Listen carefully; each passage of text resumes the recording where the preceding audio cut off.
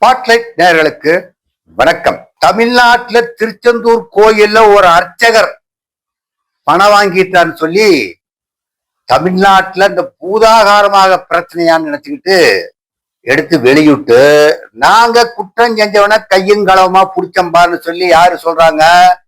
இந்து அறநிலைத்துறை அமைச்சர் ரமேஷ் அவர்கள் சொல்றார். நான் லஞ்சம் கொடுத்தோம், என்னுடைய உதவியாளர் கொண்டுகிட்டு போய் நாங்க 4 பேர் தரிசனவர்கள் சொன்னா 4 பேர்த்துக்கு 4000 அந்த அர்ச்சகர் கேட்டார். அந்த அர்ச்சகர் கேட்டதுக்கு 4000 ரூபாய்க்கு 3000 ரூபாய நாங்க கூகுள் பே மீதி 1000 ரூபாய் கையில கொடுத்தோங்கிறார். இந்த ப்ரொசீஜரை இது நடந்துகிட்டு இருக்கிறத மாறு வேஷத்துல டிஷர்ட் போட்டுக்கிட்டு பேண்ட் போட்டுக்கிட்டு மந்திரி எப்படி வேணாலும் போலாம், டிஷர்ட்டும் போட்டுக்கிட்டு போலாம், பேண்ட்டும் போட்டு போலாம், வெள்ளை சட்டங்காரங்க ஒரு கோடு கிடையாது. யாருக்குமே மனிதனுக்கு ஒரு கோட் ட்ரெஸ்ங்கிறது கிடையாது. முகத்துல முகமூடி போட்டுக்கிட்டு போனே, அதாவது மாஸ்க் போட்டுக்கிட்டு போய் கையும் களவுமா பிடிச்சங்கிறாங்க. இதையெல்லாம் அந்த காலத்துல அரசன் ஆண்டுகிட்டு இருப்பான் பாத்தீங்களா? அரசன் ஆண்டுகிட்டு இருக்கிறப்ப நீங்க நிறைய சினிமா படத்துல பார்த்திருப்பீங்க. வீரபாண்டிய கட்டபொம்மன்ல பார்த்திருப்பீங்க. நாட்டை கொள்ளை நடந்துட்டு இருக்கும். நடிகர்கள் சிவாஜி கணேசன் மாறு வேஷம் போட்டு கொள்ளையரை பிடிப்பார். அதே மாதிரி மதுரை வீரர்ல பாத்தீங்கன்னாக்கா எம்ஜிஆர் நடிச்ச படத்துலயும் அதே மாதிரிதான் நாட்டுல ஒரு கொள்ளை நடக்கும். அதுக்கு ஒரு மாறு வேஷம் போட்டுட்டு போய் கொள்ளைக்காரரை பிடிக்கிற மாதிரி வரும். இது சினிமாவில் நடைபெற்றது. அந்த காலத்துல அரசர்கள் இப்படி செஞ்சாங்கிறத வழிமுறையை எழுதி வச்சிருக்காங்க. இப்போ அது மக்களாட்சி கிடையாது, அது மன்னராட்சி. மன்னராட்சியில மன்னருக்கு தான் முழு சுதந்திரம். மக்களாட்சியில அப்படி கிடையாதுங்க. நீங்க லஞ்சம் கொடுக்கறதுன்னு சொன்னா அதுக்கு ஒரு ப்ரொசீஜர் ஒண்ணு இருக்குது.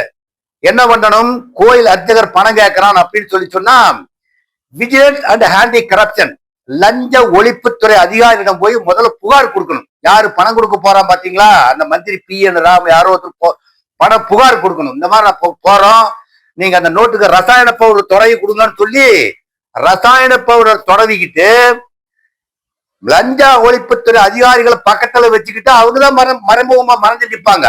மந்திரி மறைமுகம் நிற்க மாட்டாருங்க. லஞ்ச ஒழிப்புத்துறை அதிகாரிகள் மறைமுகமா நின்றுகிட்டு இவர் போய் பணம் கொடுத்தோடனே பணம் கொடுத்து கப்புக்குடு பிடிச்சு நீ லஞ்சம் வாங்கிட்டியமா இல்லைன்னு சொல்ல, இல்லப்பா அந்த நோட்ல ரசாயன பவுடர் தொடங்கி இருக்குதுமாங்க. கூகுள் பேல நீங்க லஞ்ச ஒழிப்பு துறைக்கு தகவல் கொடுக்காம 3000 ரூபாய் கூகுள் பே கொடுங்க, மீதி 1000 ரூபாய் கேஷா கொடுத்தீங்களா? அதுல ரசாயன பவுடர் தொடங்கி இருந்ததா? லஞ்ச ஒழிப்பு துறைக்கு கொடுத்துருந்தாங்களா? நீங்க செய்ய ப்ரொசீஜரை தவறான ஒரு ப்ரொசீஜரை பண்ணிட்டு இருக்கிறார் இந்த அறநிலைத்துறை மந்திரி அவர்கள். ரமேஷ் அவர்கள் இன்னும் கத்துக்குட்டியதான் நினைக்கிறேன். சட்ட திட்டம்னு ஒண்ணு இருக்குது, படிச்சு பார்த்துட்டு வரணும். சட்ட திட்டம்னு ஒண்ணு. இதெல்லாம் தமிழக முதல்வர் மாண்புமிகு விஜய் அவர்களுக்கு தெரிஞ்சு நடக்குதோ தெரியாத நடக்குதோங்கிறது தெரியாது. ஆனா மொத்தத்துல எல்லாம் சேர்ந்து குட்டை குழப்பிட்டு இருக்கிறாங்க. இவரு இன்னொரு கோயில்ல போய் திருச்சியில நினைக்கிறாங்க, கோயில்ல போய் உட்கார்ந்துக்கிட்டு அந்த தின்பண்டத்துக்கு தயாரித்த தேதி சொல்றான் ஒருத்தன். அந்த விற்பனையான இந்த தேதிங்கிறான். அந்த தேதியில தான் தயாரிச்சதுன்னு சொல்லி சொல்றதுக்கு எவிடன்ஸ் இருக்குதான்னு சொன்னா, தமிழ்நாட்டுல இந்த கார்பரேட் கம்பெனி தயாரிக்கிறாங்களே அந்த பொருள் எல்லாம் சீல் அடிச்சு வெளியே வருது. அது தயாரிச்சு அந்த தேதியில தான் தயாரிச்சாங்கிறதுக்கு என்ன ஆதாரம் இருக்குன்னு சொல்லி மந்திரி கேட்டு இருக்கணும். ஒரு டிபார்ட்மெண்ட் ஸ்டோருக்கு போயிருக்கணும், போய் இந்த மாதிரி அங்க பண்ணி இருக்கணும். என்ன தயாரிச்ச தேதிக்கு என்ன எவிடன்ஸ் கேட்டிருக்கணும். இந்த கோயில சொல்லுவாங்க இல்லையா, இந்த ஊருக்கெல்லாம் இழிச்சு வாயா புள்ளார் கோயில் ஆண்டின்னு சொல்லுவான். அந்த மாதிரிதான் இந்த நிகழ்ச்சி எல்லாம் நடந்துகிட்டு இருக்குது. லஞ்சம் கொடுக்கப்ப நிறைய பாப்பனாமா. ஒரு அதிகாரி ஒரு துறையில ஒரு விவசாயியோ ஒரு பாமரனோ ஒரு ஆபீஸுக்கு போய் கேட்டா அவங்க 5000 கூட 10,000 கூட லட்சக்கணக்கில் கொடுன்னு கேட்டா கூட கொடுக்கறதுக்கு மனம் இல்லை என்று சொல்லி சொன்னால் லஞ்ச ஒழிப்புத்துறை பகுதியில் இருக்கிறவங்க புகார் கொடுப்பாங்க. அவங்க என்ன பண்ணுவாங்கன்னா, அவர் சொல்றது உண்மைதானான்னு விசாரிச்சுட்டு, சரி இந்தாப்பா நாங்க ஒரு பணம் கொடுக்குறோம், அந்த பணத்துல ரசாயன பவுடர் தடவை கொடுக்குறத கொண்டு போய் கொடுங்குறப்பா. ரசாயன பவுடர் பதவி கொடுத்தோம்னா தான் லஞ்ச ஒழிப்புத்துறை பிடிச்சாதான் அது சட்ட பிரகார கேஸ். லஞ்சம் கொடுக்கறது தப்புன்னு ஒரு சட்டம் இருக்குது, தெரியுமா தெரியாது அந்த மந்திரி ரமேஷ் அவர்களுக்கு? லஞ்சம் கொடுத்தா பாத்தியா ஒருத்தன், அவனை அரெஸ்ட் பண்ணிருக்கணும். நீங்க போலீஸ் அதிகாரிகள் லஞ்ச ஒழிப்புத்துறை அதிகாரிகள் பக்கத்து இல்லாம ரசாயனம் தடவிய நோட் இல்லாம தனிப்பட்ட முறையில பணம் கொடுத்திருந்தாக்க அது சட்ட பிரகாரம் கொடுத்தவன் மேலே கேஸ் போட்டிருக்கணும். கொடுத்தவன் மேலே கேஸ் போட்டிருந்தா தான் ஆட்சி நிர்வாகம் கரெக்டா நடக்குதுன்னு அர்த்தம். ஆனால் நீங்க எப்படி வேணாலும் பணம் கொடுப்பீங்களா? ஜிபேல கொடுக்க சொன்னா ஜிபேல கொடுக்கணும், கையில கொடுக்க சொன்னா கையில கொடுக்குறீங்க. இத ஒரு பெரிய குத்தமா நினைச்சுக்கிட்டு உட்காந்துக்கிட்டு அவன் போல மண்ணள்ளி போட்டுட்டு இருக்காங்க. சரி அப்படித்தான் விடுங்க. அர்ச்சகர்களுக்கெல்லாம் எவ்வளையா சம்பளம் நோட்டுறீங்க நீங்க? இல்ல எவ்வளவு சம்பளம் உங்களுக்கு அமைச்சர்களுக்கு சம்பளம் 1,50,000 1,50,000 டிஏ பஞ்சப்படி பயன்படி கொடுக்குற மாதிரி அர்ச்சகர்களுக்கு ஏதாவது சம்பளம் கூட அதிகபட்சம் முக்கி போன 10,000 12,000 தான் கொடுப்பாங்க. அதுக்கு மேல கிடையாது. அந்த 10,000 12,000 வைத்துக் கொண்டு அவர்கள் குடும்பம் நடத்துறாங்கன்னு சொல்லி சொன்னா அதே பெரிய விஷயம் தான். இதை ஒரு பெரிய பூதாகரமான நிகழ்ச்சி எடுத்துக்கிட்டு இருக்கிறாங்க. இப்போ விஜய் அவர்கள் ஆட்சிக்கு போனோன்னையும் கஜானா காலியா இருக்குது, எங்கிட்ட பணம் இல்ல, அதனால நான் வெள்ளை அறிக்கை கொடுக்கறேன்னு சொல்லி சொன்னாங்க.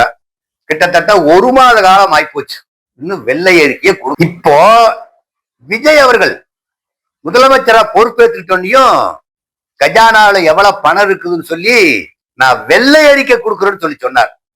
இதுவரையிலும் ஒரு வெள்ளை அறிக்கையும் கொடுக்கல, பச்சை அறிக்கை கருப்பு அறிக்கை கூட கொடுக்கலீங்க.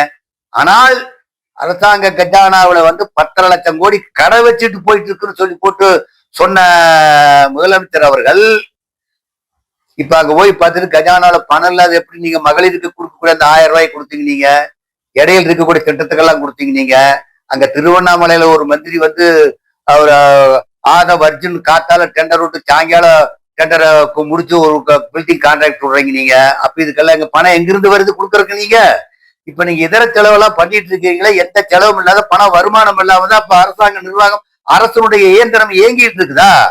ஒரு வகையில பணம் வரும், ஒரு வகையில செலவாகும். இப்ப நீங்க டெல்லி போனீங்க, பிரதம மந்திரி சந்திக்கிறதுக்காக வேண்டி, அது ஒரு அரசியலினுடைய தார்மீக அடிப்படையின் பேர்ல டெல்லி போனீங்க. டெல்லி போறப்போ அங்க போய் நீங்க 10 நிமிஷத்துல வந்துட்டு தானே என்னென்னமோ கணக்கு சொல்றாங்கன்னு வச்சுக்கோங்க. ஆனால் உங்களுடன் அழைத்து சென்றவர்களுடைய லிஸ்ட்ல யாரோ முடியாத அலங்காரம் வச்சிருக்கிறாங்க. ஆந்திரா ரெட்டி கல்குவாரியில அவங்கள கூட்டிட்டு போனான்னு சொல்லி சொல்றாங்க. நீங்க அவங்களை எல்லாம் தனி விமானத்தில் கூட்டிக் கொண்டு என்ன காரணத்துக்காக அழைத்து சென்றீர்கள், இல்லை இழுத்து சென்றீர்களா என்பதற்கு வெள்ளை அறிக்கை கொடுங்க. நீங்க உங்களோட சேர்த்து 8 பேர் போனான்னு சொன்னாங்க இல்லையா? அந்த 8 பேரும் இவர்கள் எல்லாம் என்ன உங்களுக்கு தனி செயலாளரா? ஆந்திராவில் இருக்கக்கூடிய ரெட்டி குரூப் உங்களுக்கு தனி செயலாளரா?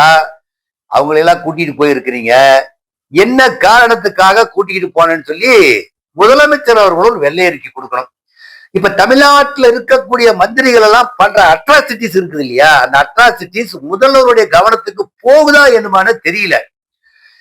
இப்ப தொழில்துறை மந்திரி கீர்த்தனா அவர்கள் என்ன பண்றாங்கன்னாக்கா வீடியோ ரிலீஸ் பண்றாங்க. சினிமா படத்துல வீடியோ ரிலீஸ் பண்ணி இந்த பேங்க்ல லோன் கடன் கேட்கறதுக்கு வாட்ஸ்அப்ல விடுவோம் பாத்தீங்களா குரூப்ல, நாங்களுக்கு இத்தனை கோடி ரூபாய் பணம் கடன் கொடுக்குறோம், அத்தனை கோடி ரூபாய் பணம் கொடுக்கணும்னு சொல்லி அந்த அம்மா ஐ ஆம் சோ. அப்ப தமிழ்ல பேசியிருக்க வேண்டாம், ஏன்னா வெளிநாட்டுக்காரன் தான் வெள்ளக்காரன் நமக்கு தமிழ் முதலீட்டுக்கு வருவா அப்படிங்கிற வேண்டிய ஆங்கிலத்துல ஐ ஆம் சோசியல் அது என்னமோ சொல்றாங்கன்னு வச்சுக்கோங்க. அவங்க என்ன டிபார்ட்மெண்ட் தேர்தல small and scale industries ministers சொல்லி மிஸ்டர் விஜய் அவர்கள் என்னமோ அவங்க பாட்டுக்கு சொல்றாங்க.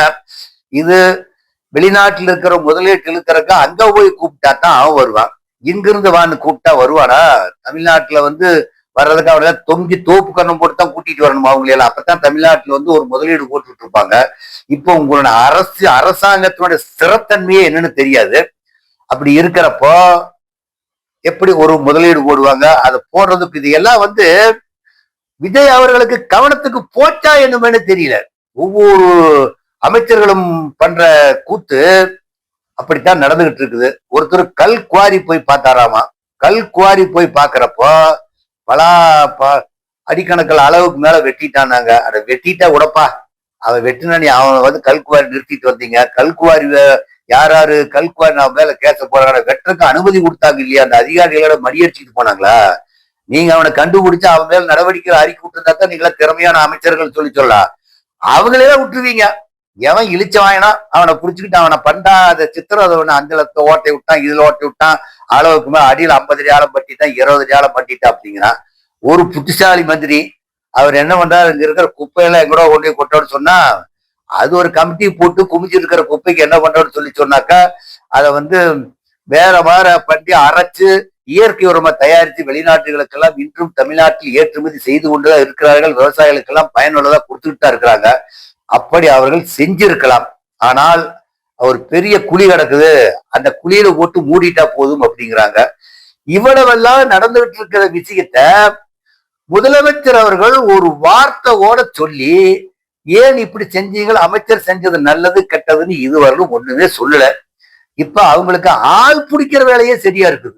இவனப்புடி அவனப்புடி, அந்த கட்சிக்கானப்படி இவனப்புடின்னு சொல்லி ஆள் பிடிக்கிற வேலையே இருக்குது.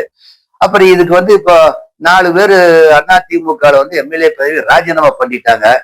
இனி இவங்க 6 மாசத்துக்கு நம்பிக்கையில்லா தீர்மானம் கொண்டு வர முடியாது. 6 மாசத்துல கொண்டுட்டு வரக்கு என்னென்ன உள்டா வேலை பண்ணி தக்க வைக்கிறதுக்கு முயற்சி பண்ணணுமோ அந்த முயற்சியில தான் இருந்துட்டு இருக்காங்களோ, மக்கள்களுக்கு தொண்டு செய்வதற்கு தயாராக இல்லை.